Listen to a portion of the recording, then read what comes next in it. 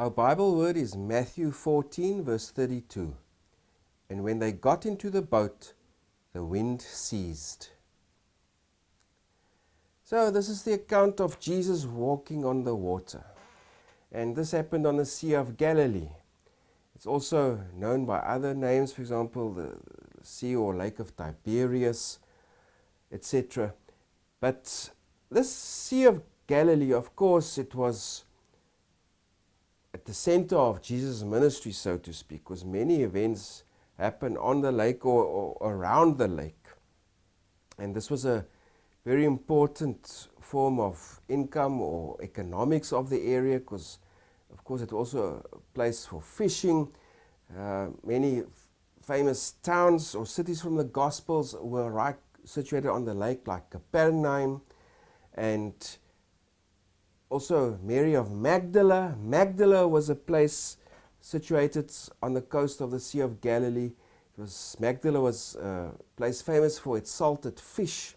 So it was a very important place in terms of the local economy, for fishing, etc. And of course, this was also a way for the local, like King Herod and also the Romans, to extract taxes, extra revenue from this local economy of fishing on the lake. But Sea of Galilee, this is the lowest freshwater lake in the world. And it's actually situated just over 200 meters below sea level. And it's fed by, of course, the River Jordan, also by a few local springs, but it's situated about 200 meters below sea level, and it actually forms part of the Jordan Rift Valley, which is an extension of the African Rift Valley, where these different plates are pulling apart, so it's causing this rift. And of course, from the Sea of Galilee, it flows via the Jordan River to the Dead Sea. And the Dead Sea is about 430 meters below sea level.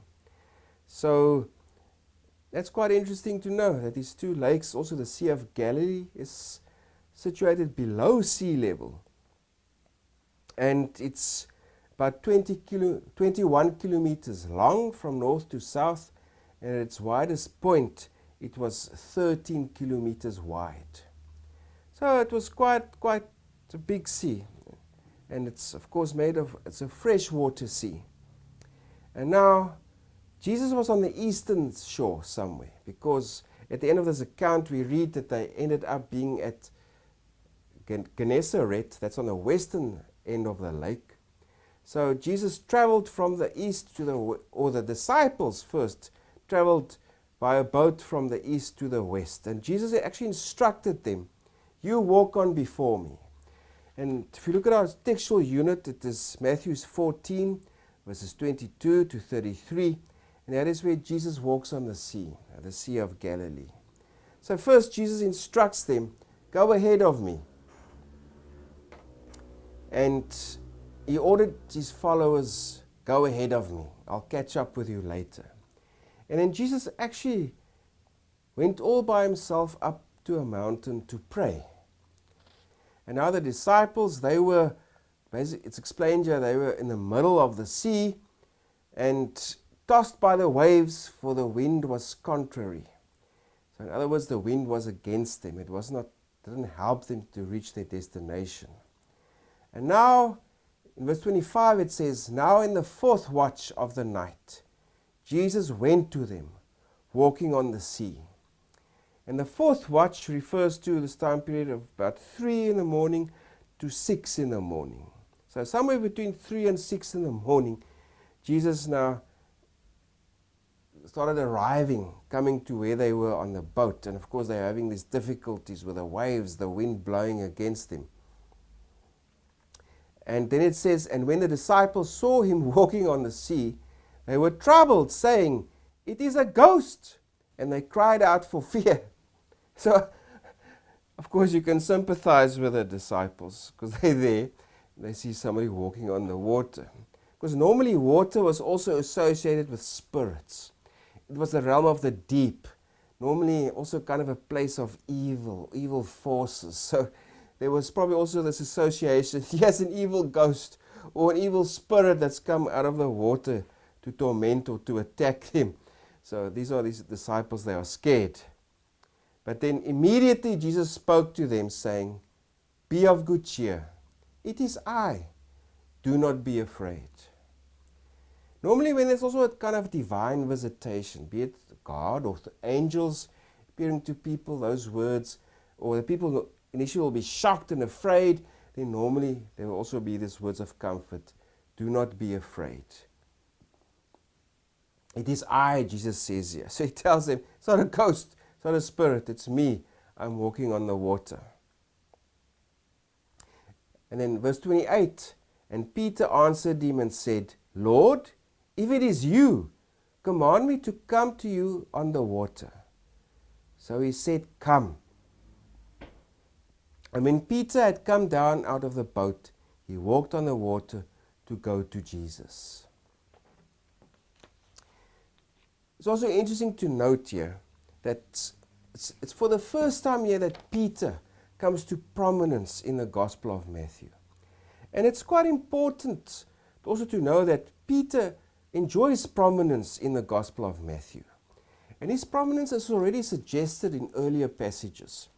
If you go to chapter 17, verses 24 to 27, that's where Peter's instructed to find a coin in a fish to pay taxes for himself and Jesus.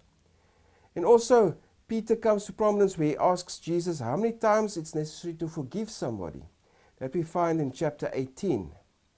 And Matthew also expands on Mark. Remember, Mark was our first gospel written, and many portions of Mark we also find in Matthew. And where Peter appears in the passages in Mark, Matthew, or the author of the Gospel of Matthew, also expands a little bit on it to make Peter appear a bit more prominent, more important. For example, here, where Peter actually walks on water, and also where Peter acknowledges Jesus as the Messiah, then Jesus also refers to him, "You the rock on which he will build his church." That's in chapter 16. So more prominence is given to Peter in the Gospel of Matthew. Also, rock is Aramaic name of Simon, Cephas. That means rock. Peter, the Greek Petros, from which it's derived, also means rock. So Jesus is in a sense saying here, you are a rock, and upon this rock I will build my church. So this is play on words in the original languages. But here, Peter comes to prominence, especially here, where he walks on water, here in the Gospel of Matthew. And of course, he sees the water around him. And now he realizes where he's at, what he's doing. He becomes afraid, and he begins to sink. If we read there, verse 30, but when he saw that the wind was boisterous, he was afraid. And beginning to sink, he cried out, saying, "Lord, save me." So Jesus, of course, grabbed him and also rebuked him, also like he did before. Remember, there was this early episode also recorded in the Gospel of Matthew. That's where Jesus calms the storm on the sea. That's in chapter 8, verses 23 to 27. And Jesus also told him there, "Oh, you of little faith." Similar thing here, he tells Peter, "Why you have such little faith?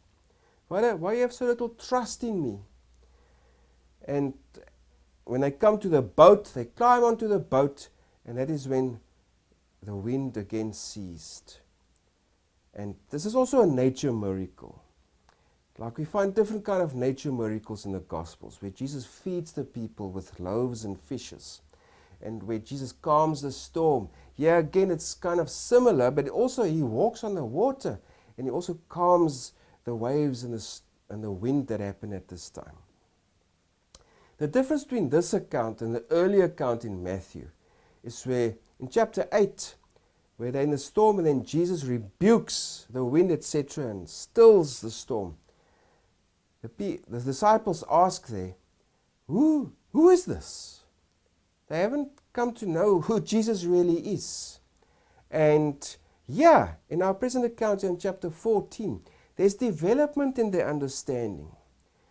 There's a deeper understanding of Jesus, because if we go towards the end, now when Jesus after he calmed the waters, etc., when he climbed into the boat, it says in verse 33, then those who were in the boat came and worshipped him, saying, truly, you are the Son of God. So here's a recognition.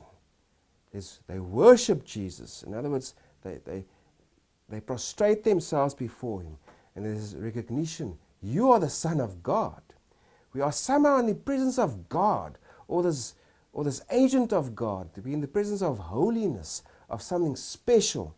So there's also this character development, this development in understanding of the disciples.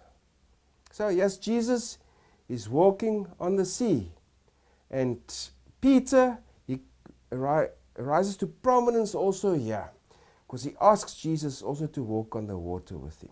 And he did for a while, but then he started to sink. So it's about having trust, this faith in Jesus.